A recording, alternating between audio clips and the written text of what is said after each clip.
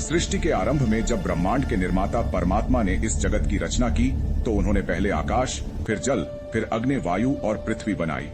धीरे धीरे पर्वत, नदियां, समुद्र, वन और जीव जंतु प्रकट हुए, परंतु इस पूरी सृष्टि में उन्हें अभी भी अधूरापन महसूस हो रहा था। तब उन्होंने अपने ध्यान में जाकर कहा, अब मैं एक ऐसी रचना करूंगा जो मेरी सृष्टि की आत्मा होगी। उन्होंने मिट्टी को उठाया, वही गीली, नम, कोमल मिट्टी जिसे बरसात की बूंदें चूमती थीं, जिसे सूरज की गर्माहट पकाती थी और जिसे चांद की शीतलता शांति देती थी। उसी मिट्टी से उन्होंने अपने हाथों से एक आकृति बनाई मानव की। फिर उन्होंने उसमें प्राण फूंके और कहा, जा तू अब सृष्टि की आत्मा है। सभी देवता एकत्र हुए। ब्रह्मा, विष्णु, शिव, इंद्र, वरुण, अग्नि सभी ने उस रचना को देखा और कहा, यह तो दिव्यता की पराकाष्ठा है। यह सजीव है, सोच सकता है, प्रेम कर सकता है, निर्माण कर सकता है। पर तभी अग्निदेव ने प्रश्न किया, प्रभु आप इसे मिट्टी से क्यों बनाए?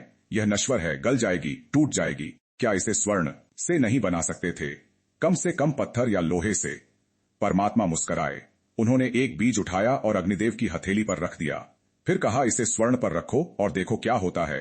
अग्निदेव ने वैसा ही किया। बीज वहीं पड़ा रहा, न हिला न फूटा। फिर परमात्मा ने वही बीज मिट्टी में रोपा। कुछ ही समय में उसमें से अंकुर फूटा, वह हरा हुआ, बड़ा हुआ और एक सुंदर वृक्ष बन गया। देखा, परमात्मा बोले, मिट्टी ही वह आधार है जिसमें सृजन संभव है। मिट्टी विनम्र है, पोषक है, सहनशील है और सच्चा जीवन वहीं पनपता है जहाँ ये गुण हो। सोना मूल्यवान है पर उसमें जीवन नहीं, पत्थर मजबूत है पर उसमें करुणा नहीं, पर मिट्टी में नम्रता भी है और सृजन की क्षमता भी। शिव मुस्कुराए और बोले, यही कारण है कि शिवलिंग मिट्टी से बनता है।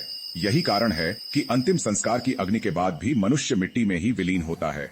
मिट्टी से आया है, मिट्टी में जाएगा और हर बार नया जीवन वहीं से जन्मेगा। अंत में सभी देवता ने सिर झुकाकर कहा, ओम नमः शिवाय। आपने सचमुच सृष्टि की आत्मा को मिट्टी में ही बसाया।